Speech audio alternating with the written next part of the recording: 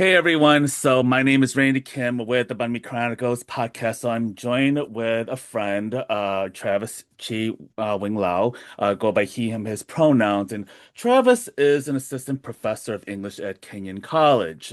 His research and teaching focus on 18th and 19th century British literature and culture, health humanities, and disability studies. Alongside his scholarship, he has been published widely in a number of public scholarship and poetry publications, including three chapbooks, The Bone Setter, Pairing, Vagaries, and a full-length collection of poems, What Left is Tender.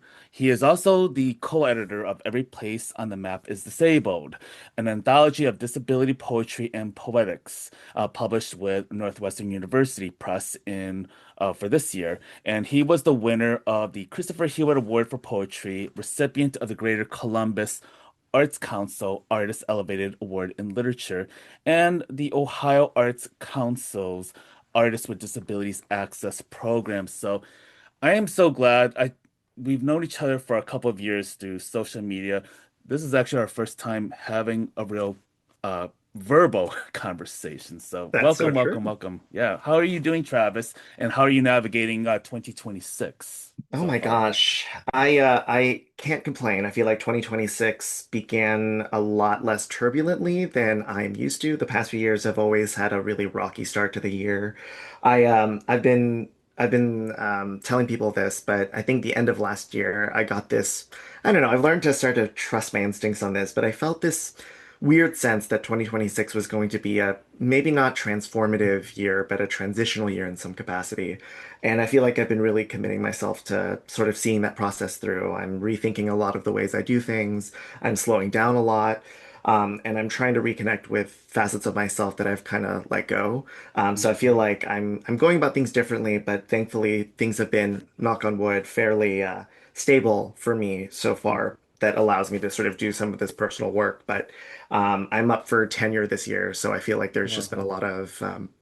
a lot of pressure to sort of meet the demands of my academic life, but for the most part, I can't complain. How about you? Yeah, I think it's been a very interesting experience so far. I feel like I am weirdly in a mentally good place. Mm, Although I will say that yes, what you had just mentioned, I feel like there's been like recalibration. There's been practices that I don't align with anymore. And uh like I think about my people pleasing tendencies same. and actually I was just on my way to write a content about things that I've learned since turning 40, like the Mm, last 2+ years. And I think about how perfectionism is a tool of capitalism. And actually, I remembered a couple years ago when I was working for a foundation, one of our partners had said, perfection is the tool of white supremacy. yes. And I was like, wow. That was very profound. And I thought about it because we think about having to perform our labor and to get approval to get short-term rewards and how Yep. much it costs at our expenses. And that's something that I do relate to you because it's something that you have shared about academia, it's something that you shared in Hmm. your own work. And now that you're going into tenureship, how have you been able to navigate ways in which you try to lessen your um, people-pleasing perfectionist tendencies that we are unfortunately ingrained with? Yeah. I mean, you've put it so perfectly. I think for the past 5 to 7 years, I've been working really in survival mode because academia is so broken right now that Mhm. I think a lot of us who graduated, I finished graduate school in 2018, and I graduated to an academic job market that is so sparse and collapsing that many of us are just grateful to have jobs. So a lot of us, we enter into our jobs and feel like, oh my gosh, it's a miracle we even have a tenure track job. So I guess we need to throw ourselves into it to make it feel like Mhm. it was worthwhile. And of course, we are extremely aware of all the people who don't get jobs, so we feel this kind of guilt, survivor's guilt as well. Mhm. But I started realizing that that's not a sustainable way of working. If I'm going into my tenure year, working at a pace that's not sustainable, I will burn out before I even have a long-term career. And that sort of reality hit me in conjunction to being relatively recently diagnosed with ADHD, where I realized that I Mhm. just the cycles and pace of academic life is so against people who work and think like myself. Mhm. So I think a lot of my changes lately have been being real about what I can actually do. And two, I think this is the work that maybe we both share, right? Is realizing how so much of our success and how so much of our way of surviving in the structures that we live in have involved us working against our own capacities. The model minority myth is a really, really mean drug, and we feel as as the children of immigrants, right, that we have obligation to succeed and to be ambitious and to use the word you used before to try to achieve as much perfection as possible, but it is actively killing us, right? Yeah. And I think enough is enough, and I think it really hit me within the past year or so that I can no longer do it this way. Yeah.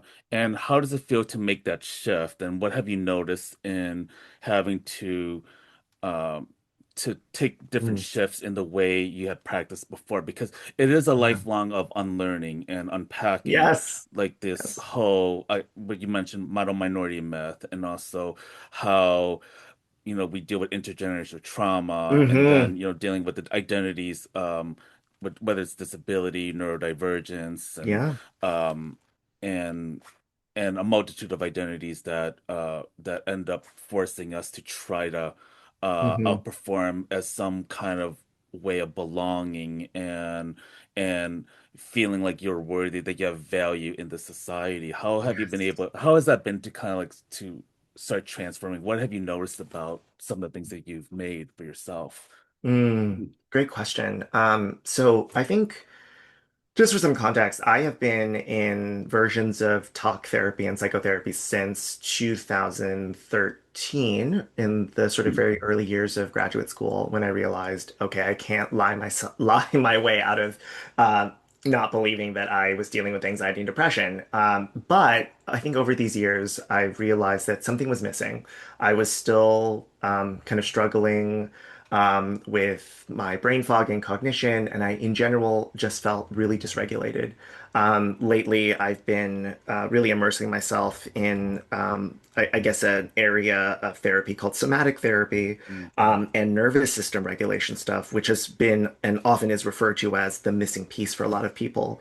How do you sort of find safety and comfort in yourself in that is embodied in a real way rather than only thinking about it in a sort of heady way where you can have the right narratives for what's happening to you. Mhm. But what about your actual body? And I think that shift Mhm. to really thinking about the mind-body connection has been super important for me. But the first thing that I was thinking about when you asked that question was, it's amazing how much resistance we experience when we try to make shifts for ourselves this way. When we are used to people pleasing or Mhm. having no boundaries, right? People are Mhm. used to having these kinds of extractive relationships with us. And when we choose not to have it, people think that we've changed in negative ways or that we're not the same person anymore, or people are skeptical of these changes. And it's interesting to deal with not just the struggle of doing it yourself, but the resistance from people who we would expect to support us. And that resistance is something I never quite expected. Yeah, and I think something that I've also like learned too, and there's a power of saying no to things, especially with setting boundaries. Yeah. And that was something I was thinking about too, and like you were just saying how saying no can be a very liberating experience. And I have learned how being able to not go to events, hangouts, have been actually good for my mental health. And Yes. also being able to say no to, okay, this is the work that I don't want to do, and Right. this is why. And if you don't like it, I'm sorry, but not really sorry, but like, do you find yourself saying no quite a bit now, and do you Hmm. find being able to scale back without that guilt festering in? Because that was something I used to do all the time. Absolutely. I mean, that is totally it. I think when you're in the precarious position of being an early career academic where you don't know if you're going to have a job, the thought you always have is, I better say yes to everything because I may not be able to say yes later. But Mhm. after a while, you realize that cannot keep going because eventually, I mean, as many people have been telling me over these years, when you say yes to one thing, you are really saying no to something else. Mhm. And I always understood that as a concept, but I didn't realize what that meant for me in a lived way when I started realizing I was actually saying no to my well-being in all sorts of other ways. So I've been very, very deliberate in saying no to things. Even things I sometimes want to do Mhm. with the belief, right, that I actually have more ambition than my limits actually are. So I've been Mhm. trying to pare back, even doing less on purpose, right? To give myself more room for unexpected opportunities. Like, for instance, if I packed my week like I usually do, we wouldn't have been able to have this conversation. And this was Mhm. really important and meaningful to me. But I had no idea it was going to happen when I was planning other things. So leaving space, I think, has been really Mhm. important, even if that means inactivity. I think Mhm. boredom is really important. I remember Mhm. Mhm. being a kid, how important boredom was for creativity, and I'm in a Mm. weird way trying to bring that back into my daily life. I think that's great too because yeah, I mean I have a lot of gaps in my schedule at times and I purposely do not fill them. And Hmm. when I'm on social media, like what I do is like I spend like a few hours touching grass even when it is cold because we live in the Midwest Yes. and and I and I feel like I need that space because the last thing I need to do, like I have, like when I had worked in nonprofit or when I was doing development work, and I would try to set up meetings with my executive directors, like what I would notice is that their calendar is like tight for like about a good 2 weeks before I can even get a 30-minute conversation about like strategies, and I'm like, yeah, like do you even eat? Do Yeah. you have time to go to the bathroom? I mean, do you have time to like have that? And I was like, yeah, this is not the life that I want to ever consume myself with because, I mean, my mom became a stroke survivor, when she had a stroke at work, like almost 15 years ago. Oh, And wow. luckily she survived that, but but her work life was she was so consumed with work, work, work, work. And then my dad, had been working years as a metal welder. So I saw how that was detriment to their own mental and physical health. And then my late brother, I mean, he was obsessed with work. He kind of made it his own identity. Yes. And I would warn him about that. I was like, yeah, I don't think you should be traveling to another city every other couple of days, which he was doing. Hmm. And I think that that was his way of trying to prove himself that he was worthy because, he wasn't academically successful, so he was always kind of like the black sheep. And so Sure. I think that in a way carried over and how this idea of like willing ourselves is so not only detrimental to our own existence but like it doesn't serve anyone that we are working with, and it doesn't give us our ability to be creative, and it doesn't give us the ability to explore and to have time for self-reflection and to you know think of new ways of doing things or how we want to see the best value of our own journey along the Yes. way. So yeah. To kind of like start shifting, you live in Columbus, Ohio. You teach at Kenyon College. What can you Hmm. share about like your relationship to the city and campus so far? Oh, yeah. So it's a really strange experience. Okay, context. I moved to Columbus in 2020 for this job, and I actually never once set foot on Kenyon's campus for that first year because the pandemic, we were in the thick of the pandemic, and the college was essentially in this semi-virtual context. So I chose to teach all of my classes online, and it was so bizarre to start a job in which I had effectively never met my colleagues and would never meet the students I actually worked with. It was incredibly alienating. Now, of course, I commute to campus, and for those of you who are not familiar with the geography, in Central Ohio, Kenyon is about an hour and 10 minutes northeast of Columbus. So I drive an hour and 10 minutes, and I thought I would resent it, but actually, I really love the separation, especially as we're talking about boundaries. I love the separation between work and life. And now that I've been able to better immerse myself in Columbus, I'm so grateful to be here. Something my partner and I have been deeply afraid of was ending up in a city, sort of not by choice, but because of my job, where we wouldn't be able to be ourselves, we wouldn't feel safe. But Columbus is this. My partner and I often refer to it as this lovely open secret that we hope people don't end up discovering. discovering that Mhm. Columbus is actually not only affordable, well, less so now, but just such a thriving queer art city in the middle of what people think of as a really red state. Mhm. And most people, when they think of Ohio, they think of Cleveland and Cincinnati. But I think Columbus kind of skirts under the radar, but it is just it's a wonderful place that has really embraced me. I've felt so empowered here as a poet and an artist, and I that is the greatest wish I have for a place I'm going to be calling home now.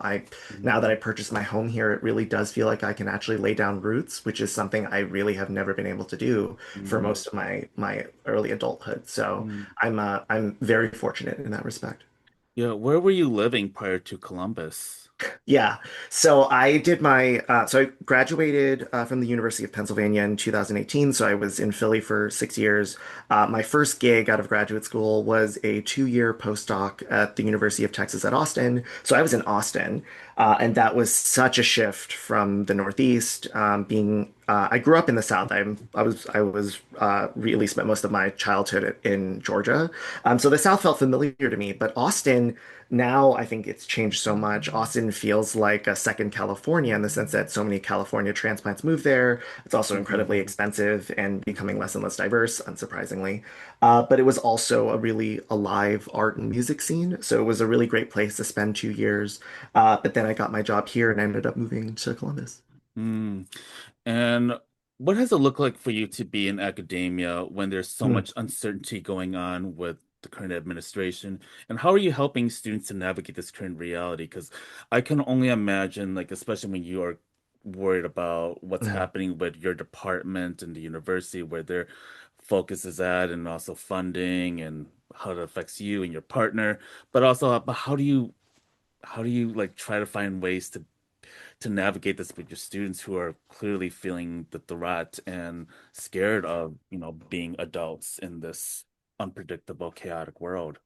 I mean, you've asked, I think, the hardest question over the past few years that I've been grappling with. So, a little bit about Kenyon. Kenyon is a predominantly white institution. It is a small liberal arts college that's private, so we tend to draw a fairly affluent, well-educated white demographic. But something that I've realized is that I fulfill a weird mentorship role as someone who is one of the few faculty members of color. Thankfully, in our department, we have quite a few Asian American scholars, so students feel in some ways that they can turn to us. But I have become, in a weird way, an informal mentor to so many students who feel displaced or unwelcome or undersupported. Unsurprisingly, I am a sort of shadow mentor to disabled, queer students of color.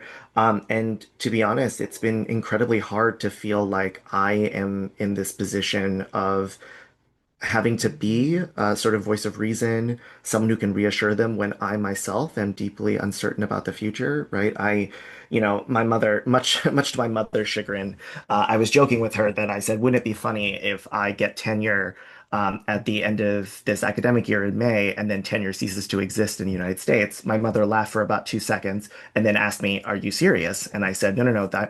I'm joking about this, but it's partially because I think it's a very possible reality." And I think learning to navigate my own deep sense of fear about what could happen in higher education.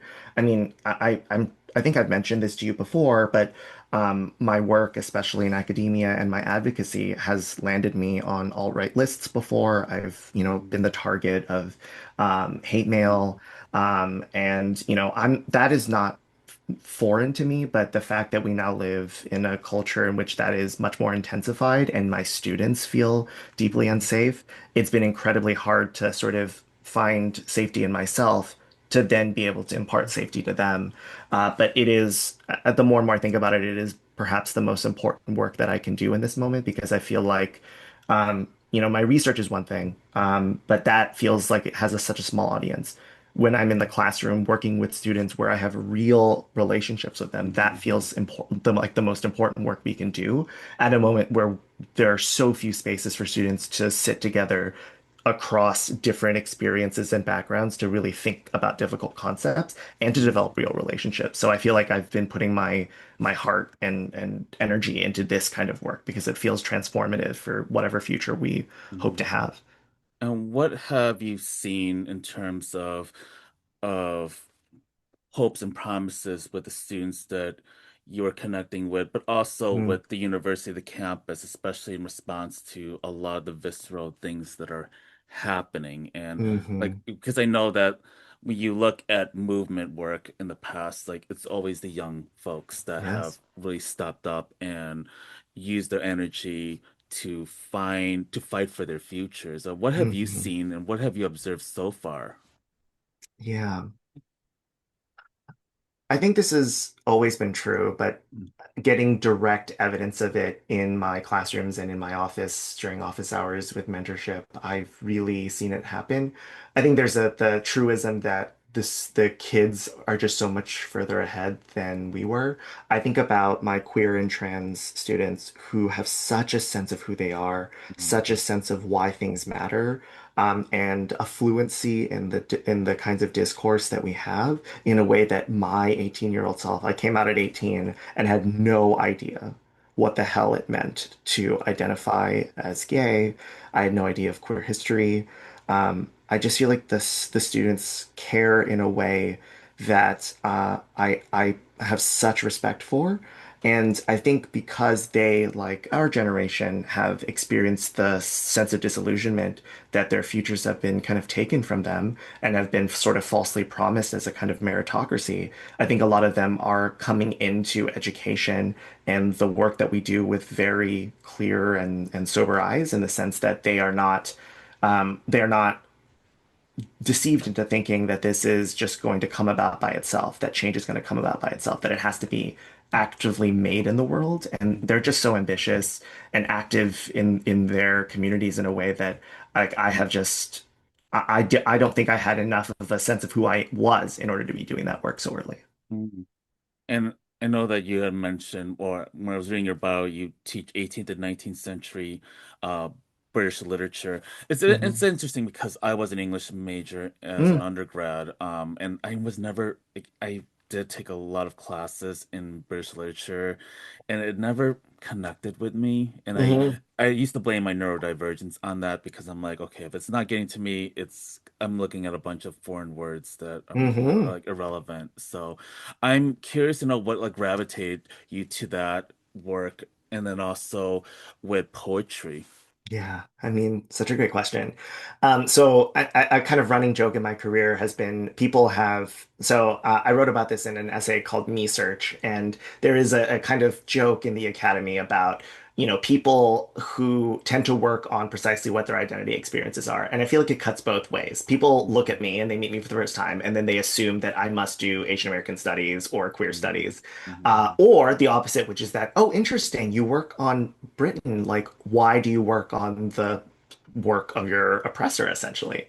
And Mhm. I've been sort of navigating this split my entire career. Mhm. And the answer I really give is that for me, I I feel like something I've really been struggling with, but also have been trying to do more thought about, and maybe this is a way of getting at the answer regarding poetry, is I've been trying to reconcile the fact that so much of my success in academia has been predicated on my proximity to whiteness.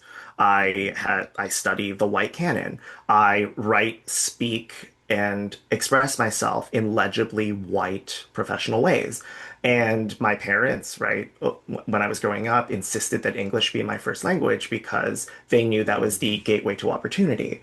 So a lot of my work recently has been asking myself this very question. Mhm. Why have I aligned myself with whiteness? How has my success been predicated on my capacity to assimilate? And really ask the question, why is it that I'm drawn to this work? And I think I have two answers for this. One is the period that I work in the 18th and 19th centuries. This was the period of much of the colonial project in Britain. Mhm. Hong Kong, where I was born and raised, is was colonized in this time. So seeing the histories of how we arrived at this moment of colonization, but also seeing in this period how so much of our conceptions of race, gender, and class kind of came into being. I felt like I was getting a history, a genealogy of how we arrived at our current moment. And I think, you know, facing the reality that I am studying the literature of the very people that colonized my people, I feel like I'm better able to understand my relationship to whiteness and how historically, right, this is a relationship that's been mediated through centuries Mhm. of oppression, cruel education, violence, enslavement, all sorts of things. I needed to see those things for what they were. And for me, I had to look at the literature of my oppressor really to better understand that rather than, explore that through the cultural production of people who look like me. And it's been painful work, but I feel like it's also been important work for me. And I'm glad that Mhm. um, my studies have brought me closer to the histories of my people that I feel like I didn't really do justice to growing up because my Mhm. parents wanted me to assimilate so quickly. Mhm. It feels very relatable in that sense too, because um, I saw, well, my parents saw English as a gateway, and it came at a cost. I mean, I wasn't able to speak Vietnamese or Khmer to my relatives and Hmm. Vietnamese to my grandma, and that was something that had always been a source of my own tension. I also, thought about I don't know if you ever read the book Babel by R.F. Kuang. So good. It is, and I felt like hearing what you had just shared about, British colonialism and, seeing how academia is also part of the colonial system. It really brings it to light. Like, also, what's also important, like, my dad never liked me, going into journalism and being an English major, Mm, and and I understood why, because it's like I'm assimilating myself like completely. And I think that even though my dad knew that that was the gateway to my success, it was also like at a cost. Like yes. I was starting to be a very different person versus what he would have wanted. And I always I always like wondered about um like like when we think of like Asians teaching English, Hmm. whether it's like abroad or at a university setting, um, what's very interesting is that when I think of the Vietnam War, when I think of the Cambodian genocide and all of, and also like the Asia Pacific wars in World War II, a lot of it has been written by white men. The history's been Yes, recorded by white men, researched by white men. that's And I right. think it's very ironic, but it's also like it tells you that, okay, well, they're doing it from their lens. Like the Ken Burns of the world, which, I had a conversation yesterday um with a director of a historical museum, and we both criticized, like, Ken Burns was like having this obsession where, well, if the United States did this or that, they could have won the war. Yeah, Well, yeah, but like, while conveniently leaving behind the people who were deeply, deeply affected by it. So I that's think right. it's also kind of our way of like saying that, okay, if we're gonna learn British literature, why do we, why can't we do it in a way that also goes beyond the glorification of it? Let's also talk about the impact. Let's talk about the people that um that inspired, these writings, and why are they celebrated? So I think that we Hmm. also have to take a closer examination from a non-white lens too, because we're used to our history being written and told and in ways that are very consequential. So that's Hmm. something that I thought about too. And You're right. um yeah. And so how do you think poetry can be used Mm. as a way to document history and in elevating a lot of the marginalized voices and the intersecting identities that you or folks that carry?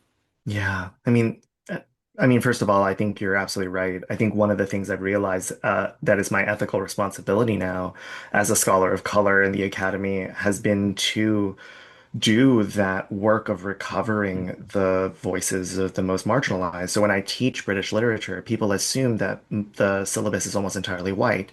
Yes, it's going to be quite white dominated in terms of what's been recovered from the archive, but I spend a lot of time telling my students that there isn't just one 18th century or one 19th century, but a series of multiple ones, depending on which subjects you're focusing on. And it's been a gift to be able to challenge my own education, which was very canonical, Mhm. to realize that I have gaps in my own education that I need to, through my teaching, begin to mend. And I think that that actually leads me to addressing your question about why poetry. I think academia was incredibly stifling to me. I started really writing and publishing as a poet in 2016. This is coincidentally my later years of graduate school when I was just so exhausted. And I guess I can say it now. I haven't really ever said it this way, but maybe this is the truth. I was kind of tired of assimilating on the level of thought and writing. Mhm. My dissertation made me write in ways that I found restrictive. I had so much imposter syndrome in graduate Mhm. school for obvious reasons. And I think poetry for me opened up this avenue for asking really different kinds of questions, being more uncertain, speculative, without feeling like I had to do the kinds of writing that I do in academic writing, which is very argument focused. It's very combative. It's very much about undermining other people. I wanted poetry was for me being able to have conversations with other people and with my history. So I think poetry, as I've understood it, right, has been an opportunity for me to reconnect with history, but also to I say this a lot with young queer people that I think the one thing that comes with identification. So when we say I identify as, and in this case, I'd say queer, disabled, or Chinese American, we have an ethical responsibility to know the histories of those identifications. And for me, poetry has been the place where I have, put my money where my mouth is to actually do that connective work with history while also thinking through the really strange interconnected experiences and oppressions of my multiple marginalized experiences. How does my Chinese Americanness, my queerness, my disability intersect in real ways that aren't clean, right? We are not these we often refer to intersectionality as this kind of term that implies that we're all just like a series of cross sections of different identities, but there's tension there. There's some beautiful moments of overlap, but there's tension there. And I feel like poetry is the place where that there's space for me to explore those things, if that makes sense. Yeah, yeah. And I'm also like very curious because you have different intersecting identities being neurodivergent, Hmm. disabled, queer, and Chinese American. And so when you when you study like the poets and other writings and authors, how has it in a way helped you to understand, accept, and embrace like all the identities that you carry? Like what have you learned about these writings and being in this work? Mm. So the book I just published, What's Left is Tender, was in some ways a challenge for me to break out of a mold that I have really kind of put myself in. So when I started writing and publishing in 2016 as a poet, uh, I was very much an out queer and disabled poet, but I, for many reasons, avoided writing about my Chinese American experience. And I think it's because, and I'd be very curious what you think of this. But I felt like my Chineseness was the most legible thing on my body, so that I resented the idea that people assumed that when they saw me, they would assume that I would be either a writer who writes in Chinese or writes about Chineseness in general. I got very tired of a very particular kind of um, Chinese immigrant narrative that we saw so much at the time when I started writing. It's usually about trauma, about the Cultural Revolution, or about sort of immigrant oppression. And to be very clear, those things are important stories, but I wanted to tell a different one. So I, for the most part, avoided writing about my Chineseness and turned to queerness and disability as a place for me to explore other facets of myself. But in What's Left is Tender, I I promised myself that I would confront some of my own anxieties about why I didn't want to write about my Chineseness. And I think the reason for that was twofold. One was what I mentioned before, which is admitting to myself that I I was successful as an academic and as a writer because of my assimilation and my disavowal of my Chineseness. But then secondly, I think there was a part of me that was afraid of getting it wrong, that I would be betraying or in some ways misrepresenting my heritage. I was afraid to tell their stories because I felt like I didn't have the right to, especially as someone who has a very mixed relationship with many members of my family as a queer person. So I avoided it for a long time. But in this collection, I finally wrote about some very difficult things related to my family, and it felt liberating. Mm. It felt like a reconnection with a part of me that, for many reasons, both positive and negative, I've had to keep at bay.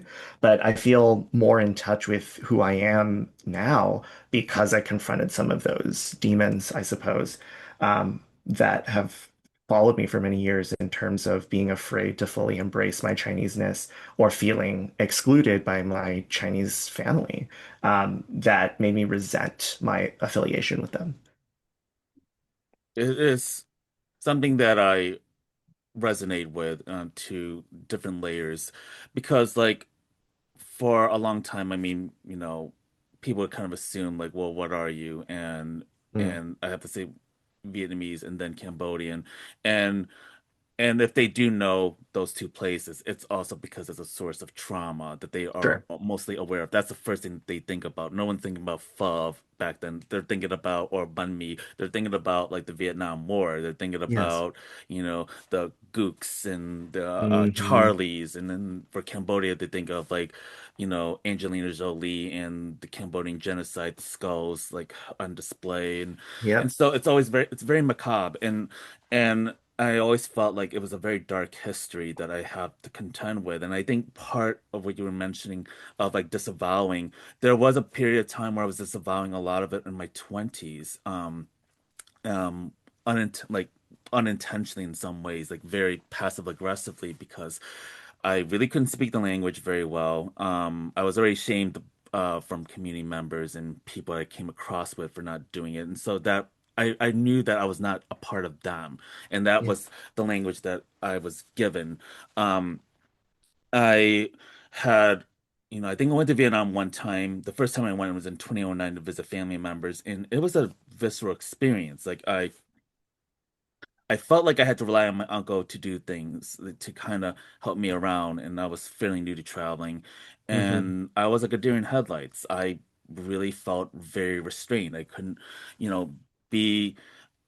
I couldn't feel free to explore and ask the questions that have been like burning inside of me, and then when you think about like the tragedies of our own um what's associated with our identities, it feels like this emotional burden. And I Yes. saw that when I was doing storytelling performances where I tend to be one of the only Asian or maybe sometimes even the only person of color um, performing while other white people from that are transplants, Chicago transplants from the suburbs, are just talking about like fun, trying to be wannabe comedians because Chicago's Yeah. a hub for comedians, and they try to be funny and talk about bad relationship dating. And I'm here talking about, you know, reconciliation with my father and Mhm. talking about his genocide survival experience. So it's layers different than other people who are telling it. I felt like, okay, well, you know, and I became very bittered by that, embittered by Sure. that, for a number of years, and I think that's kind of what made me like shift completely from that world to find spaces of folks that um, are understanding and more empathetic of the identities that I carry as also as a queer person. So yeah, I also felt like I was in conflict with my community for a number of years because of the language loss, because of the queer identity, and because of the tragedies that have happened. And that's a lot to take on, but I think when I try to do my work, or when I think about what being a queer Vietnamese Cambodian American means, I like to do it from a place of abundance rather than from a deficit Yes. based level. And that is something I try to think about. I mean, I went back to the homeland, both homelands, like a year ago, and it profoundly changed me. I was able to do it on my own and discover people on my own and be able to understand certain things that I have been wanting to ask and Yes. experience all along. So I think that, yeah, for a lot of us, it is again like the unpacking and the unlearning of things that we used to tell ourselves, and how disavowing has been in a way at the cost of trying to be accepted and to be successful, like for you in academia, for me, like whether it's in the field that I'm in, whether it's a nonprofit, um, that that that we have to sometimes be okay with irritating our irritating the people, that the powers that be that hold these spaces. And Mhm. I think that is a very risky thing to do, but I think it feels very necessary. And yeah, I'm really glad that you got to a good place with trying to make peace or reconciling with a lifelong challenge of understanding your own identities and how to work through, the flaws and the trauma that you experience, being in these communities. Yeah. I mean, I'm grateful that I've been given the space and really the privilege to be able to do it in the ways that I have. And I mean, I think something that we share in common is this struggle of feeling like either or and sometimes neither nor, where one of my favorite games that I play, and it's a rather unfair game, I realize. I often ask my students, as a way of sort of having them think a little bit about how academia works, I often ask them, for a second, draw what you think a professor looks like, and I'm going to guarantee you that they do not look like me. So there's so many times where I felt like no matter how much I assimilate, I will never be the image of the authoritative professor that people imagine. I've had students literally see me on the first day of class and then doubt my capacity to do this work because they're used to a bearded man in elbow patches and a tweed blazer who's going to be telling them about the history of British literature. And there are days where I'm like, wow, no matter what I do, I will always in some ways be an imposter. So I think on the one hand, right, this can feel really disheartening, like, well, no, I mean, I guess I'll never assimilate. But on the other hand, I think it makes me really remember that being an outsider also means that you have the opportunity to change things from within. So a lot of my work has been being this squeaky wheel or sometimes an agitator in academic spaces because I already stand out for different reasons. But at the same time, right, on the other hand, I feel like I have not always. I've not always felt truly Chinese or Chinese American because I have not always been embraced by my own community for any number of reasons. And that internalized racism, what stuff that I've absorbed from not just the white American facets of my life, but also from my shunning and feeling outcast from my Chinese side, right? It's on me to work through that rather than to continue that cycle where I use essentially one facet of my identity to reoppress the other. And like that for me has been the real shift rather than just letting it continue and perpetuate because I'm fully aware that I have reproduced some of that cruelty against Mhm. members of my community and my family because I resented not being included in those ways. But that's Mm. not a good way forward. It's not a life I want to live. Boy, that is incredibly relatable because yeah, because a lot of the buildup of the resentment and the disavowal, it becomes a weapon to the Yes. people that you were very upset at. I certainly did that with my family, my parents specifically. I had lashed out. Like sometimes there's like when I've been on the board, for the Cambodian Museum, for example, there were times when I would just lash out and have like very heated arguments, but also because I know that I think it's also years and years of like not feeling less than, and it becomes like a Yes. weapon, and I can be pretty cruel as I've learned over the years because like it comes from a place of unhealed trauma, and I have had to like think about the harm and the impact that it has on other folks who are bystanders to Mhm. this. And so that's something I think about a lot, and even with my the relationship I have with my brothers, and how we had a very adversarial relationship at times, and it was hard for us to be emotionally vulnerable because we were always, trying to separate ourselves away from our family identity. And I think that kind of like also um came into our relationship.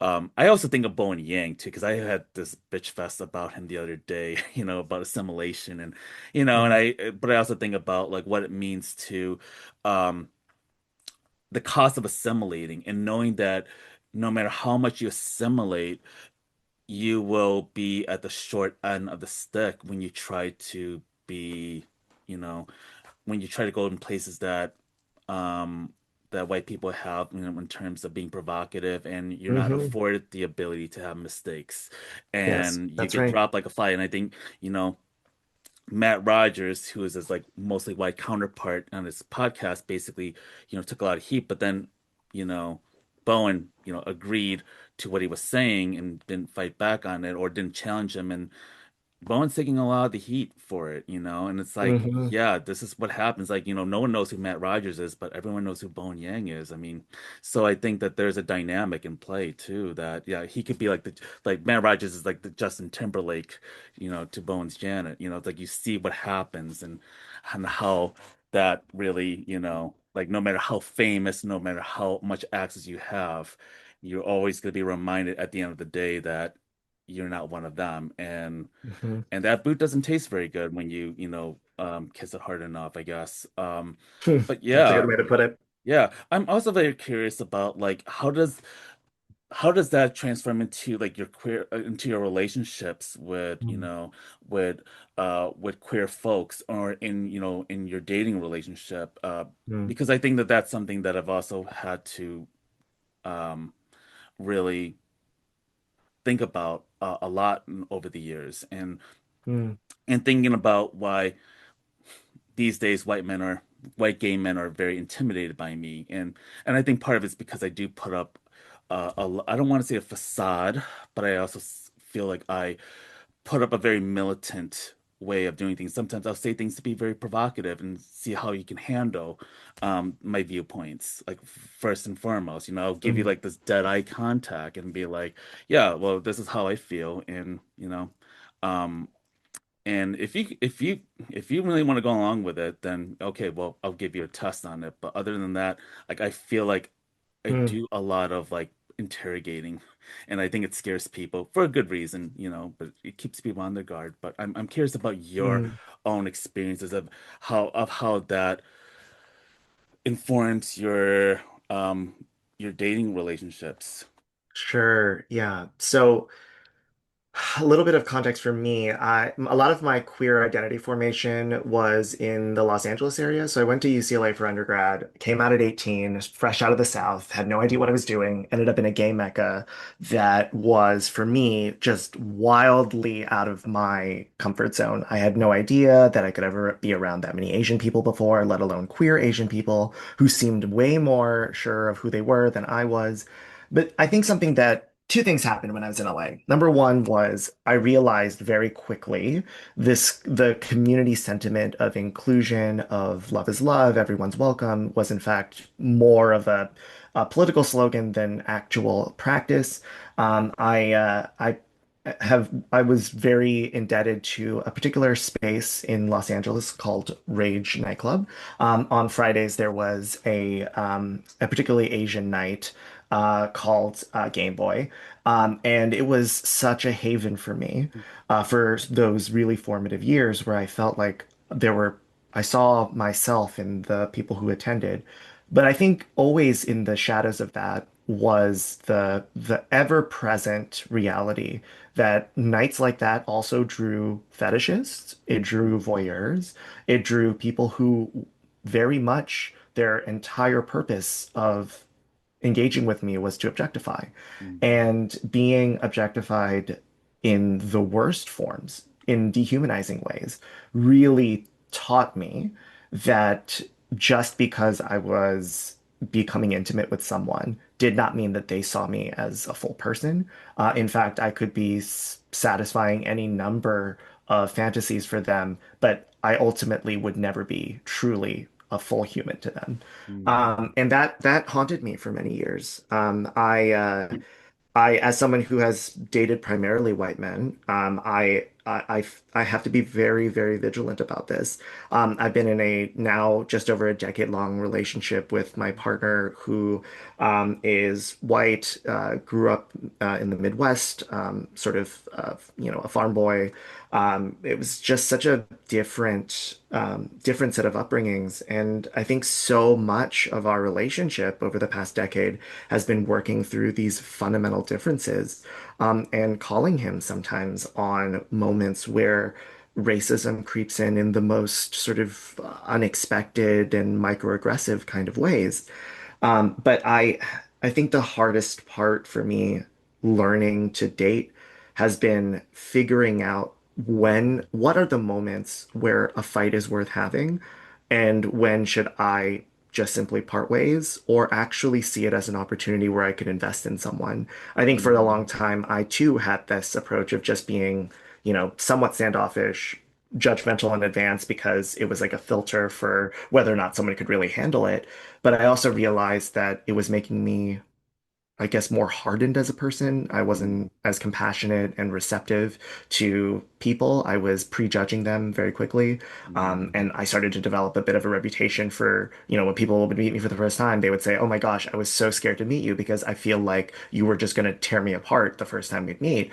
And I was surprised by that because I don't think about myself as that kind of person, but maybe for many defensive reasons, I was doing that. I was sort of projecting that. mm, So I think as I've created intimacies with different people over these years, I've realized how important it is to sort of meet vulnerability where it is, but then also not be the kind of person that I'm more naturally inclined to be, which is completely vulnerable at all times to people mm, who don't deserve it, right? I need to be more selective and more thoughtful about who I share that vulnerability with, while at the same time being more receptive and open to their vulnerability when they share it, rather than assume the worst of intentions. So mm, it's about navigating trust, risk, and vulnerability and being judicious about when mm. those kinds of experiences ought to happen. And then also accepting that not everyone has your best interest in mind, even if they might be sexually or emotionally intimate with me in some capacity.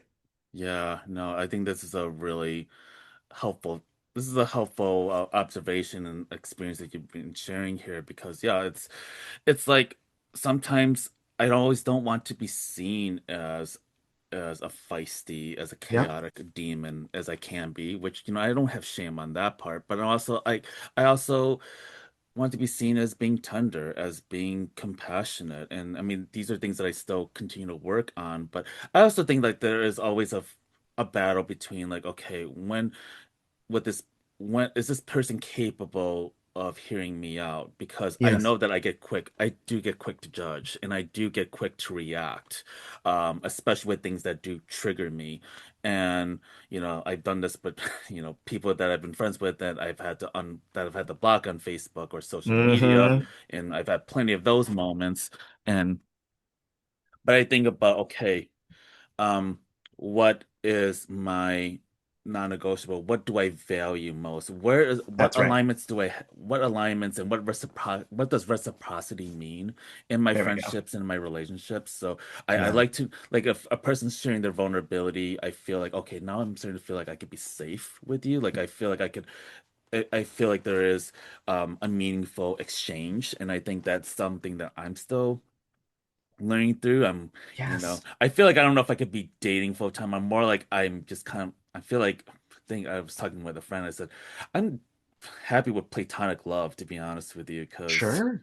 because I just don't have the time to mentally, handle being in a full-time relationship, I guess. So It's work. It's yeah, work. it is a lot of work, and I think that it's not by traditional hetero, um, practices that we were taught to value. Now it's like, okay, well, there's different ways of how we handle our partnerships, and what it can look like and what the negotiables are between each other on a consenting way, in a very consenting way.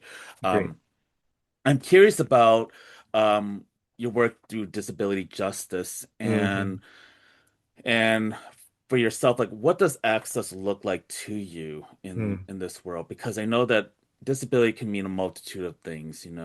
Um, it's also visible and invisible, and Yes. I think that there's a lot to think about what does disability look like, but also what does access in the end look like. Hmm. Yeah. So I will preface this by saying that I can only speak to a very specific snapshot of what disability looks like for me. I often, when I tell people in terms of how I identify as a disabled person, I often refer to myself as having scoliosis-related disabilities. And you might be saying, well, what does that actually mean? So my spine has two curves in it. So if you looked at it directly, I would have a reverse S shape in my spine.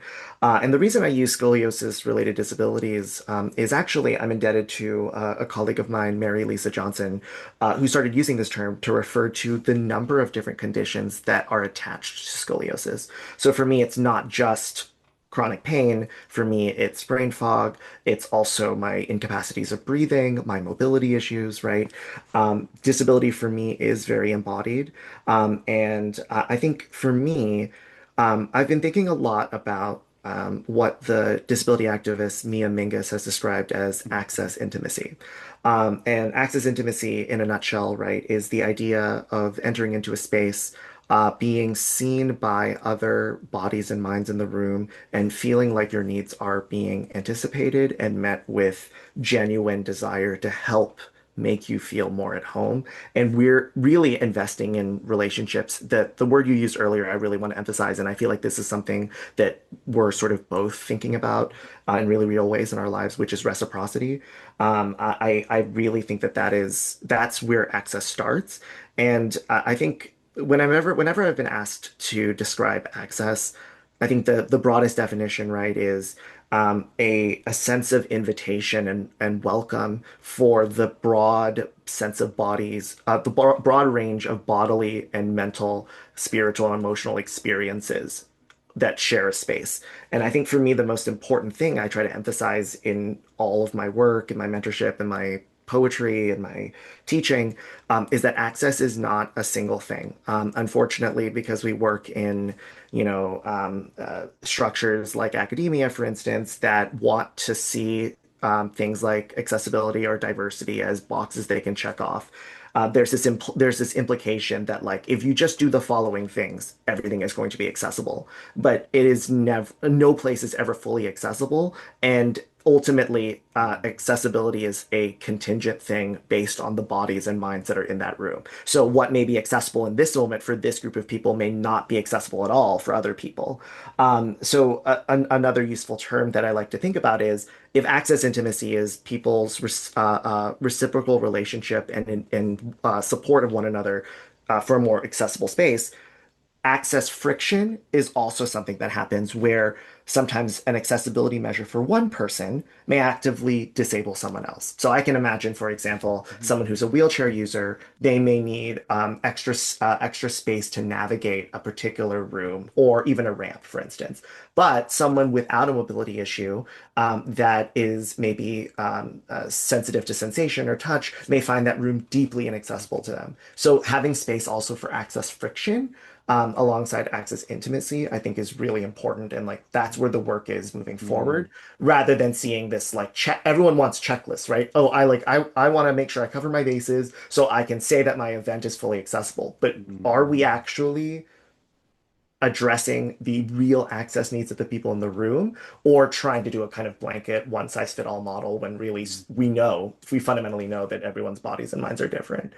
So I think that's Mhm. how I would respond to that question, if that makes sense. Oh, it does. It does because, like it helps to kind of think about like access intimacy is something that I didn't think about in that terminology, but I also think when when you are in creating a space, I mean, this is something that I think about when I've had to do events or create events. It's like, okay, like how do we shift from like, okay, is this accessible, but like, but talking to the people that you want to bring, that what are their needs? How can we best emotionally support them as along with that? How do we make sure that that there's priority, that there's attention to what they're looking for and not making the assumption of what they need or don't need?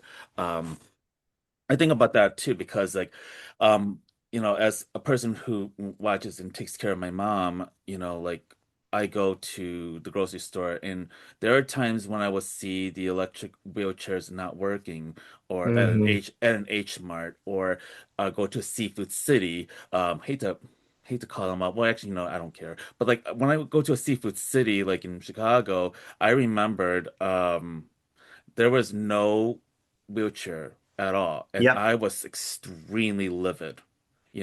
There were times when I would go to certain places, and I'm like, wow, you know. And actually, even my cousin's wedding, knowing knowing my mom, it's like they had stairs to their church. There was no elevator, and I was really trying so hard to Yeah. like to keep my cool, and because I'm in a church, and of course the amount of expletives were about to explode, and Sure. and I'm I'm just like I'm angry for my mom.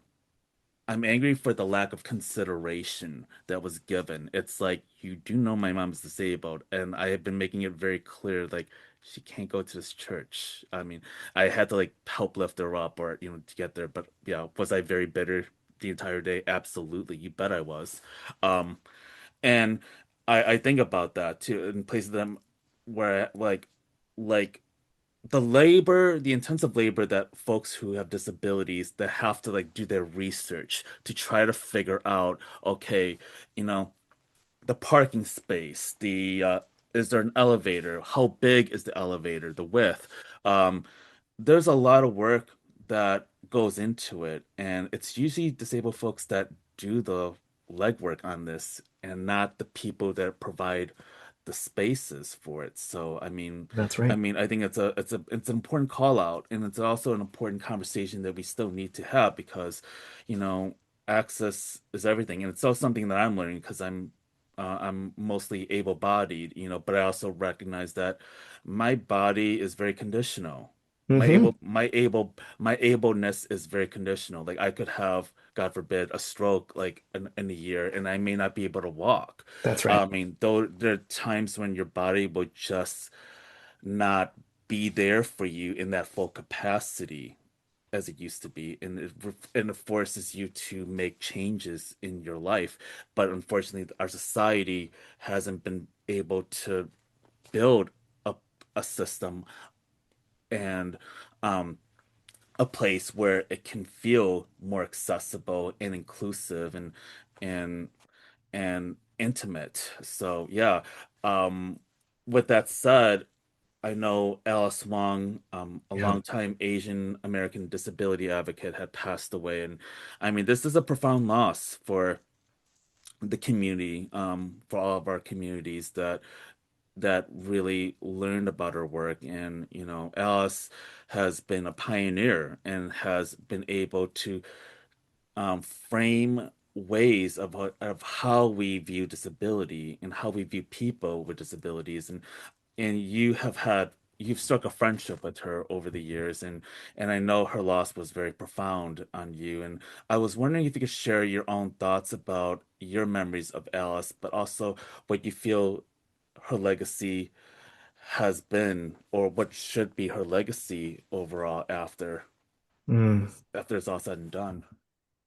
Yeah. So I it's hard to even begin to define Alice's impact on me as a disabled person, as a writer, as a member of this community. I owe Alice such a profound amount of gratitude for the opportunities she's made possible. She's published my work as part of her anthologies. She has referred me in so many different capacities as someone that people can consult and trust. Most recently, it was just before she passed away in October. Um, Alice had won the MacArthur Genius Grant, and through her endless generosity, brought a series of disabled scholars of color to meet in San Francisco, to have a real conversation about the state of the field and about, what does it mean to be disabled and a person of color doing this work. And Alice did this all of her own accord, and it was actually the first time I actually got to meet Alice in person.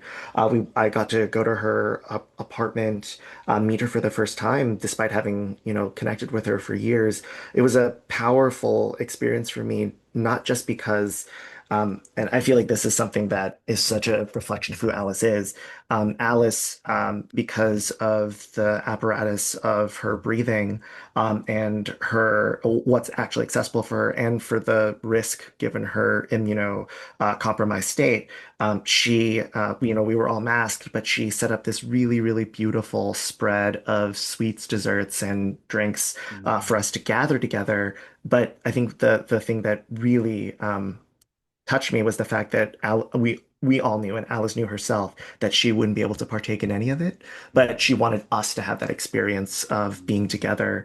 And she invited me to stay a little bit longer to just chat, and we really connected with our sort of mm, Shared Cantonese heritage. But I think to answer your question about what her legacy is, I think I will never presume to define someone else's legacy for them, but in terms of the legacy that she leaves behind that resonates most with me is I think disability justice remains a very white enterprise. And I think the sort of elite capture of disability justice terminology and accessibility as something that's marketable has been really it's become very white. And I think Alice is a very powerful reminder of the fact that this work cannot be and will not be an entirely white project. But I think this is one thing that many people forget about Alice's work, that Alice was a very strong advocate for not just the autonomy of disabled people, but also the right for disabled people to experience pleasure. I believe very strongly in Alice's vision of a world where disabled people are not imagined to be without sex or sexless, but mm, actually empowered and should be empowered to have vibrant sexual lives. And Alice is the one who would write an essay about the sort of fraught experience of self-pleasure or being pleasured by someone else when you are sort of in the need mm, of accessibility and accommodation, right? You are vulnerable in ways that are so different than for many able-bodied people. And I want that element of Alice's work to be alive and well. I can see more sanitized versions of Alice's of legacy as omitting this fact. But I think of her advocacy for disabled sex and sexuality to be one of the most mm. important legacies she leaves behind. Thank you for naming that, and thank you for sharing your own memories of Alice Wong. And Alice, I hope that when you're hearing this, I hope that you are, you know, carrying on in this journey and being an ancestor to all of us, to the work that you do, that you have inspired, that you have brought important dialogue on. So much love to you, Alice. And um, what ideas are you working on for this year? Hmm. So once I finished my first book, I truly entered this dry spell of being really unable to write any poetry. I mean, I'm still, of course, doing my academic work. My research is still thinking about the history of the anti-vaccination movement and all of the stuff related to anti-vaccine rhetoric, particularly the sort of anti-autism stuff. But poetically, I think I mentioned earlier when I was talking about how What's Left is Tender is dealing with my own anxieties about writing about my family, I started to turn to another area that I've always had deep anxieties about writing about, which is about my relationship to faith and spirituality. I was raised in a sort of half Buddhist, half Catholic household, but Mm, was indoctrinated in neither. My parents wanted to give me the right to choose, which I now realize is a profound gift. But I think I've struggled most of my life, feeling like I'm spiritual in nature, but don't have any sort of, or I've never felt any resonance with organized religion, especially knowing the ways that organized religion has harmed me and people in my communities. And I've been trying for so much of my life to figure out what it means to um, sometimes be faithless in a world that seems to have faith for everyone else. So the next project I'm working on is really thinking seriously about what does it mean to have faith? Where does faith lie for me? And what are other forms of spirituality that can be receptive to and embracing of queer and disabled experiences? So yeah, that's the next project, and I've been putting a lot of my energy to figuring out what that is for me. But it's mm. really hard, really, really hard. It's interesting because I also grew up in a half Buddhist, half Catholic household, and I Hmm. was not indoctrinated with either. And I kind of lean a little bit more on the Buddhist side, but more on the practices, but I don't belong to an institution, as you mentioned. And it is a very interesting dynamic to be in both households. I've seen the extremities of, being in both worlds. And I think that in some ways it kind of is a gift because I get to kind of see what works for me, but also I'm glad that I have the freedom to, make that decision on my own and not feel like I have to be subservient to a religious institution. And I'm actually very curious because I know that we had talked about seeing if you are willing to share a poem that Hmm. you've been working on, and I was wondering if you could, like, share a little bit of context of the poem that you will be reading.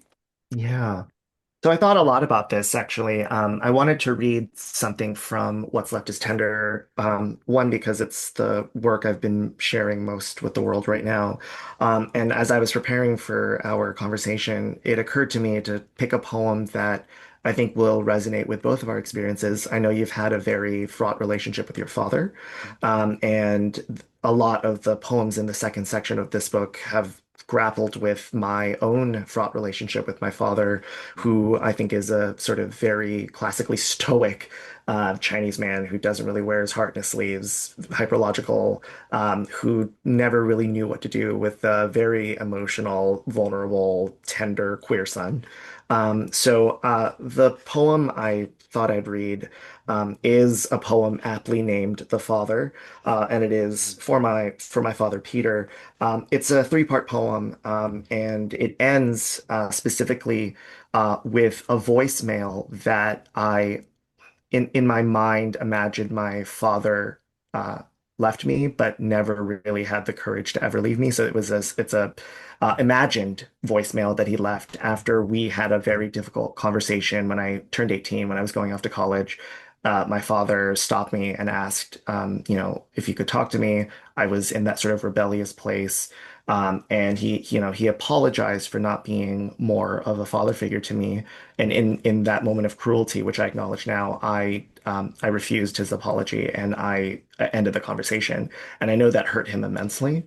In some ways, this poem is an attempt to sort of go back to that and imagine a different version of that conversation. And these are all the things I think neither of us were able to say. So this is the father. One, when he witnesses the boy throw his new toy into the corner, something about the man changes. The box of tissues ends up in his hands, and he throws it with the rest of him, narrowing into redness and a cloture of silence that permits nothing else into the room. How do you remember that which should have no referent? What a man refuses to name as anything more than that window incident when he asked his boy of 7 to decide whether a fall will free or will hurt. The boy never answers, but the question is never about the doing, but merely the never doing and the undoing, that which is left to be done, that which is left to a son. 2. When your horse dies, you learn to walk. So you do. Raise a child, mend your socks, patch up your ego? What capital has reserved for you to do instead of her among the rubber gloves, packed lunches, school plays? Your unfortunate inheritance, like the tears you shed that come from some other well that you believed had long gone dry. But the boy also does not know why he cries, so you tell him the best myths you can, even as you loathe it all as fiction, the very same fictions which splatter your apron with sesame oil and shame. 3.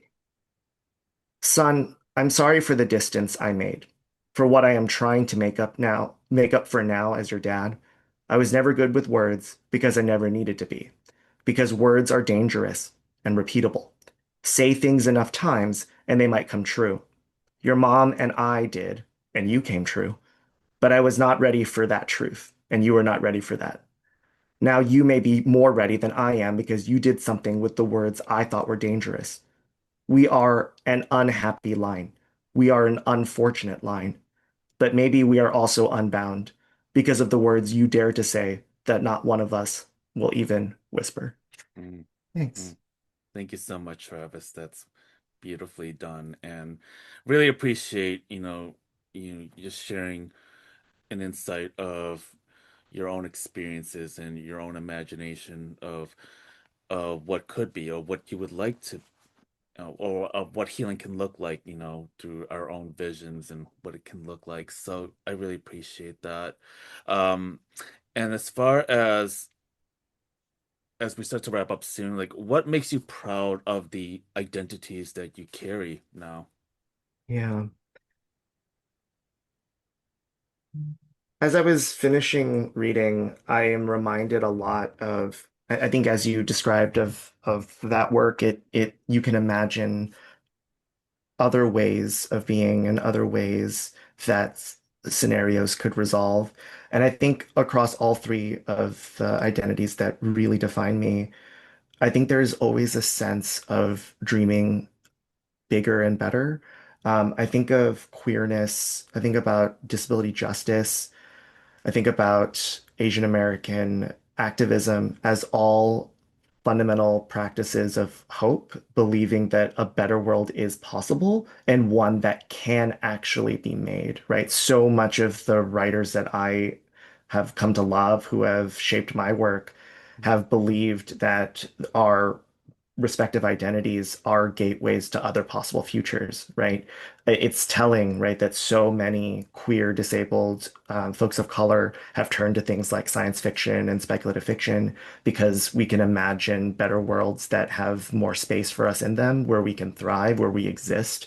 And I think that's the one thing I've become most proud of is that we are trained as dreamers, and we are bold as dreamers. And I think that's something we need now more than ever when despair and cynicism is a very easy position to have. Mm. If you were to go back to your 18-year-old self, what would you tell that version?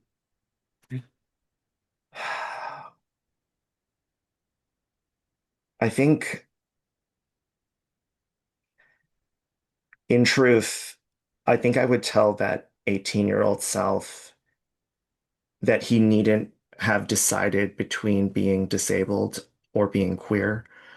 I think when I was 18, in order to be the out gay man in Los Angeles, I felt like I had to embrace all the hyper able-bodied nonsense that being queer meant. I thought I had to look a certain way.